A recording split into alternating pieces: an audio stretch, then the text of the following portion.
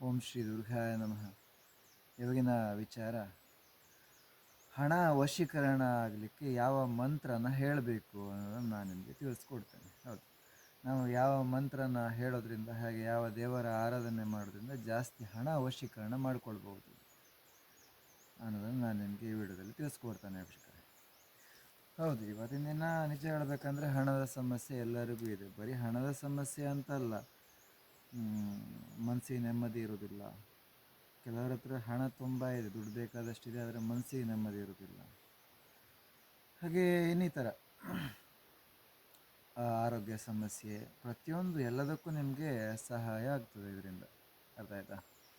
ವಿಚಾರ ಏನಂದರೆ, ನಾನು ನಿಮಗೆ ಮೊದಲು ದೇವರ ಆರಾಧನೆಯ ಪದ್ಧತಿಯನ್ನು ಹೇಳ್ತೇನೆ. ಇದನ್ನು ಚಿಕ್ಕ ಮಕ್ಕಳಿಂದ ಹಿಡಿದು ವಯಸ್ಸಾದ ಒಂದು ಅಜ್ಜ ಅಜ್ಜಿಯವರು ಕೂಡ ಮಾಡ್ಬೋದು. ನೆಮ್ಮದಿ ಬೇಕು, ಒಂದು ಹಣ ವಶೀಕರಣ ಆಗಬೇಕು. ಬರೀ ಹಣ ವಶೀಕರಣ ಅಂತ ಏನಲ್ಲ ವೀಕ್ಷಕರೇ, ನಿಮ್ಮ ಹೆಂಡ್ತಿನೂ ನಿಮಗೆ ಒಂದು ಜಾಸ್ತಿ ಪ್ರೀತಿ ಮಾಡೋ ಥರ ಆಗ್ತಾರೆ, ಅಥವಾ ನಿಮ್ಮ ಗಂಡ ಕೂಡ ನಿಮ್ಮನ್ನು ಜಾಸ್ತಿ ಪ್ರೀತಿ ಮಾಡೋ ಥರ ಆಗ್ತಾರೆ. ಹೆಚ್ಚಿನದಾಗಿ ಎಲ್ಲರೂ ಕೇಳ್ಕೊಳ್ಳೋದೇ ಅಲ್ವಾ, ನನಗೆ ಗಂಡನ ಪ್ರೀತಿ ಬೇಕು, ನಾನು ಗಂಡನ ಜೊತೆನೇ ಇರಬೇಕು, ಕೆಲವರು ಹೆಂಗಸರು ನನ್ನ ಪತಿವ್ರತೆಯಾಗಿರಬೇಕು, ಹೀಗೆ ಅಲ್ವಾ. ಯಾರು ಕೆಟ್ಟವರಿಲ್ಲ, ಎಲ್ಲ ಒಳ್ಳೆಯವರೇ ಜಾಸ್ತಿ ಇಲ್ಲಿ ಇರೋದು. ಕೆಟ್ಟದೇನು ಕೇಳ್ಕೊಳ್ಳಲ್ಲ, ಒಳ್ಳೆಯದೇ ಕೇಳ್ಕೊತಾರೆ ಸಾಮಾನ್ಯವಾಗಿ. ಅದಕ್ಕೋಸ್ಕರ ನಾನು ಹೇಳೋದೇನೆಂದರೆ, ಆರಾಧನೆ ಪದ್ಧತಿ ಬೆಳಗ್ಗೆ 4 ಗಂಟೆ ಅಂದರೆ ಸ್ನಾನ ಮಾಡ್ಕೋಬೇಕು. ಬಿಸಿನೀರೇ ಸ್ನಾನ ಮಾಡಿ. ಕೆಲವರು ಕೇಳಿದ್ರಿ, ಗುರುಗಳೇ ಬಿಸಿನೀರು ಸ್ನಾನ ಮಾಡ್ಬೋದಾ ಅಂತ. ನನಗೂ ಅರ್ಥ ಆಗುತ್ತೆ, ಈ ಚಳಿಯಲ್ಲಿ ತಣ್ಣೀರು ಸ್ನಾನ ಮಾಡೋದಂದರೆ ಸ್ವಲ್ಪ ಭಯ ಆಗುತ್ತೆ. ಏನಾಗಲ್ಲ, ಒಂದು ಸಲ ಮುಳುಗಿದ್ರೆ ಎಲ್ಲ ಸರಿ ಆಗುತ್ತೆ ಅಲ್ವೇನ್ರಿ. ವಿಚಾರ ಏನಂದರೆ ವೀಕ್ಷಕರೇ, ಮೊದಲೇದಾಗಿ ಒಂದು 4 ಗಂಟೆ ಅಂದರೆ ಬಿಸಿನೀರು ಸ್ನಾನನೇ ಮಾಡಿ. ತಣ್ಣೀರು ಮಾಡೋಕ್ಕಾಗಲ್ಲ ಅಂದರೆ ಸಾಮಾನ್ಯವಾಗಿ ಎಲ್ಲ ಬಿಸಿನೀರೇ ಅಳವಡಿಸ್ಕೊಂಡಿದ್ದಾರೆ ಇವತ್ತಿನ ದಿನ. ಬಿಸಿನೀರು ಸ್ನಾನ ಮಾಡಿಕೊಂಡು ಒಂದು 4:15, 4:45 ಅಂದರೆ ನೀವು ದೇವ್ರ ಮುಂದೆ ಒಂದು ದೀಪ ಹಚ್ಕೊಳ್ಳಿ. ಒಂದು ದುರ್ಗಾದೇವಿ ಫೋಟೋ ತಂದುಕೊಳ್ಳಿ ವೀಕ್ಷಕರೇ. ದುರ್ಗಾದೇವಿ ಫೋಟೋ ತಂದುಕೊಂಡು ಅದರ ಮುಂದೆ ನೀವು ಓಂ ಶ್ರೀ ದುರ್ಗಾಯ ನಮಃ ಅಂತ ಹೇಳಬೇಕು 5:45ವರೆಗೆ. 4:45ರಿಂದ 5:45 ಪ್ರತಿನಿತ್ಯ ಬೆಳಿಗ್ಗೆ 1 ತಾಸು ಮಾಡಿ ಸಾಕು, ಆಯಿತಾ? ಅದಾದಮೇಲೆ ₹1 ಕಾಣಿಕೆನ ಅಲ್ಲಿ ಹಾಕಿ, ಒಂದು ಕಾಣಿಕೆ ಡಬ್ಬಿನ ಮಾಡಿಕೊಡಿ. ₹1 ಕಾಣಿಕೆನ ಪ್ರತಿನಿತ್ಯ ಹಾಕ್ಕೊಂಡು ಮನಸ್ಸೊಳಗೆ ಕೇಳ್ಕೊಳ್ಳಿ, ದೇವರೇ ನನಗೆ ಈ ಕೆಲಸ ಆಗಬೇಕು, ಈ ಕೆಲಸ ಆಗಬೇಕು, ಇದಾಗಬೇಕು, ಹಾಗೆ ನಮ್ಮ ಮನೇಲಿ ನೆಮ್ಮದಿ ಇರಬೇಕು. ಆದರೆ 6 ಗಂಟೆ ಒಳಗೆ ಇದು ಮುಗಿದಿರಬೇಕು ವೀಕ್ಷಕರೇ, ಆಯಿತಾ? ಇದು ಬೆಳಗ್ಗೆ ದಿನಚರಿ. ಅಷ್ಟಾದಮೇಲೆ ಒಂದು 6-7 ಗಂಟೆ ಆದ ನಂತರ ನಿಮ್ಮ ಮನೆ ಹತ್ರ ಒಂದು ದುರ್ಗಾದೇವಿ ದೇವಸ್ಥಾನ, ಸಾಮಾನ್ಯ ಗ್ರಾಮದೇವಿ ದೇವಸ್ಥಾನ ಇದ್ದೇ ಇರ್ತದೆ.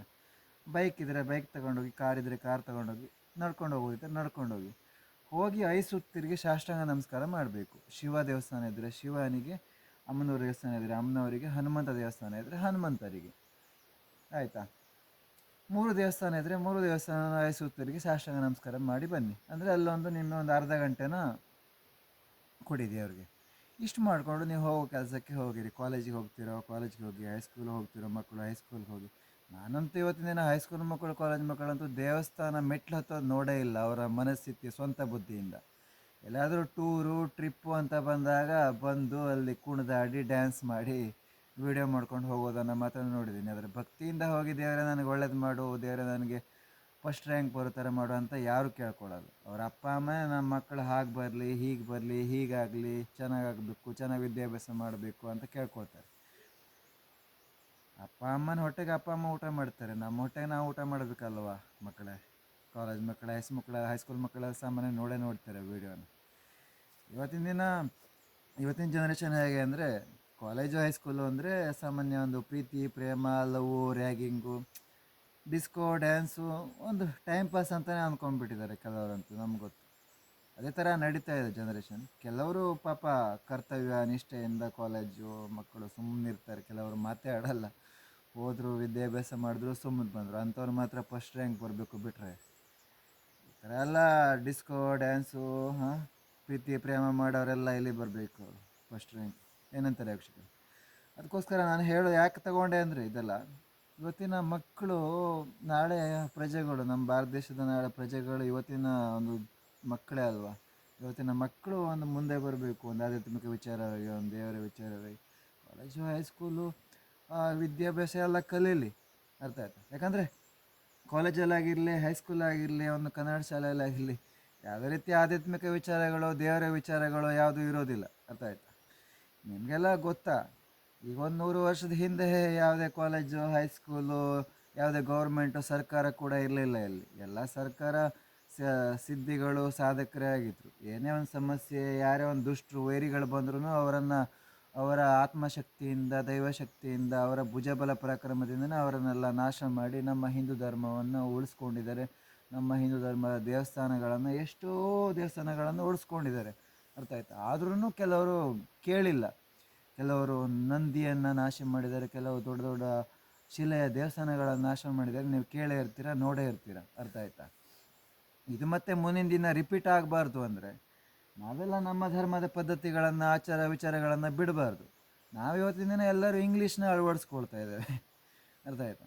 ಹಿಂದಿನ ದಿನಗಳು ಕೂಡ ಹಾಗೇ ಆಗಿತ್ತು. ಇಂಗ್ಲೀಷೇ ನಮ್ಮ ಒಂದು ದೇಶವನ್ನು ನಾಶ ಮಾಡೋಕ್ಕೆ ನೋಡ್ತಾ ಇದ್ದು. ಅರ್ಥ ಆಯ್ತಾ? ಅದು ಮತ್ತೆ ರಿಪೀಟ್ ಆಗಬಾರ್ದು. ಅದಕ್ಕೋಸ್ಕರ ನಮ್ಮ ಒಂದು ಆಚಾರ ವಿಚಾರಗಳನ್ನು ನಾವು ಬೆಳೆಸ್ಕೊಂಡು ಹೋಗ್ತಾ ಇರಬೇಕು. ಅರ್ಥ ಆಯ್ತಾ? ಅದ್ರ ಜೊತೆ ವಿಚಾರ ಇದಾಗಿತ್ತು, ದುಡ್ಡು ವಶೀಕರಣ. ಆದರೆ ಇಷ್ಟೆಲ್ಲ ನಾನು ಹೇಳಬೇಕಾಯ್ತು ಒಂದು ಎಕ್ಸಾಂಪಲ್ ಕೊಟ್ಟು. ದುಡ್ಡು ವಶೀಕರಣ, ಹಾಗೆ ಪ್ರೀತಿ ಪ್ರೇಮ ಒಂದು ಚೆನ್ನಾಗಿರಬೇಕು, ಹಾಗೆ ಗಂಡ ಹೆಂಡತಿ ಸಂಸಾರ ಚೆನ್ನಾಗಿರಬೇಕು, ಹಾಗೆ ಗಂಡ ಹೆಂಡತಿ ಮಕ್ಕಳ ಸಂಸಾರ ಚೆನ್ನಾಗಿರಬೇಕು ಅಂದರೆ ನೀವು ಈ ನಿಯಮ ಮಾಡಿಕೊಂಡ್ರೆ ಆಯಿತು ವೀಕ್ಷಕರೇ. ಬೆಳಗ್ಗೆ 4 ಗಂಟೆ ಸ್ನಾನ ಮಾಡಿಕೊಂಡು 1 ಗಂಟೆ ಓಂ ಶ್ರೀ ದುರ್ಗಾಯ ನಮ ಸಣ್ಣಕ್ಕೆ ಹೇಳಿ ಓಂ ಶ್ರೀ ದುರ್ಗಾಯ ನಮ ಓಂ ಶ್ರೀ ದುರ್ಗಾಯ ನಮ ಅಂತ ದೇವ್ರ ಮನೆ ದೀಪ ಹಚ್ಕೊಂಡು ಸ್ನಾನ ಎಲ್ಲ ಮಾಡಿಕೊಂಡು. ಇದು ಹೆಂಗಸರು ಮಾಡ್ಬೋದು, ಗಂಡಸರು ಮಾಡ್ಬೋದು. ಮನೇಲಿ ಒಬ್ಬರು ಮಾಡಿಕೊಂಡ್ರೆ ಸಾಕಾಗುತ್ತೆ ಜವಾಬ್ದಾರಿಯಿಂದ. ಅಥವಾ ಎಲ್ಲರೂ ಒಂದು ಅರ್ಧ ಗಂಟೆ ಮಾಡ್ಕೊತಾರೆ ಅಂದರೆ ಅಂತೂ ಅದರಲ್ಲಿರುವಂತಹ ಒಂದು ಲಾಭ ತುಂಬ ಚೆನ್ನಾಗಿದೆ. ಇದರಿಂದ ನಮ್ಮ ಅನುಗ್ರಹ ಕೂಡ ನಿಮಗೆ ಇರುತ್ತದೆ ವೀಕ್ಷಕರೇ. ನಮ್ಮ ಅನುಗ್ರಹ ನಿಮಗೆ ತುಂಬ ಚೆನ್ನಾಗಿ ಸಿಗುತ್ತದೆ, ಅಂದರೆ ನಮ್ಮ ಆಶೀರ್ವಾದ. ಆಯಿತಾ? ಮತ್ತು ಸಾಯಂಕಾಲ ಕೂಡ ಹಾಗೆ ಒಂದು 6 ಗಂಟೆ ನಂತರ ಫ್ರೀ ಆದರೆ ಮತ್ತೆ ಸ್ನಾನ ಮಾಡಿಕೊಂಡು 1 ತಾಸು ಮಾಡ್ಕೊಳ್ಳಿ. ಖಂಡಿತ ನಿಮಗೆ ದುಡ್ಡು ವಶೀಕರಣ ಆಗುತ್ತೆ. ನಿಮ್ಮ ಜೀವನದಲ್ಲಿ ಏನಿಲ್ಲ ಅದೆಲ್ಲ ಸಿಗುತ್ತಾ ಹೋಗುತ್ತದೆ. ಹಾಗೆ ಪ್ರತಿನಿತ್ಯ ಬೆಳಗ್ಗೆ ದೇವದರ್ಶನವನ್ನು ತಪ್ಪಿಸ್ಬಾರ್ದು. ಹೋಗಿ ಒಂದು ಸಲ ಒಂದು 5 ಸುತ್ತು ತಿರುಗಿ ಸಾಷ್ಟಾಂಗ ನಮಸ್ಕಾರ ಮಾಡಿಕೊಂಡು ನಿಮ್ಮ ಕೆಲಸಕ್ಕೆ ಹೋಗಬೇಕು. ತುಂಬ ಚೆನ್ನಾಗಾಗ್ತೀರ. ವಿದ್ಯಾಭ್ಯಾಸ ತಲೆಗೆ ಹತ್ತಲ್ಲ ಅಂದರೆ ವಿದ್ಯಾಭ್ಯಾಸ ಕೂಡ ತುಂಬ ಚೆನ್ನಾಗಿ ನಿಮ್ಮ ಮೆಮೊರಿಯಲ್ಲಿ ಇರುತ್ತದೆ. ಹಾಗೆ ಎಕ್ಸಾಮ್ ಕೂಡ ಹಾಗೆ 80ರಿಂದ 85 ಮಾರ್ಕ್ಸನ್ನು ತೆಗಿತೀರ ಅಂದರೆ 85% ಮಾಡ್ತೀರಾ. ಇದೇ ಥರ ನಾ ಹೇಳಿರೋ ನಿಯಮನ ಪಾಲನೆ ಮಾಡಿದ್ರೆ, ಅದು ನೀವು ಹುಡುಗಿರೇ ಆಗಿರ್ಬೋದು ಅಥವಾ ಅಂಕಲ್ಲೇ ಆಗಿರ್ಬೋದು, ಅಜ್ಜನೇ ಆಗಿರ್ಬೋದು, ಅಜ್ಜಿನೇ ಆಗಿರ್ಬೋದು, ನಿಮ್ಗೆ ಯಾವ ರೋಗನೂ ಬರೋದಿಲ್ಲ.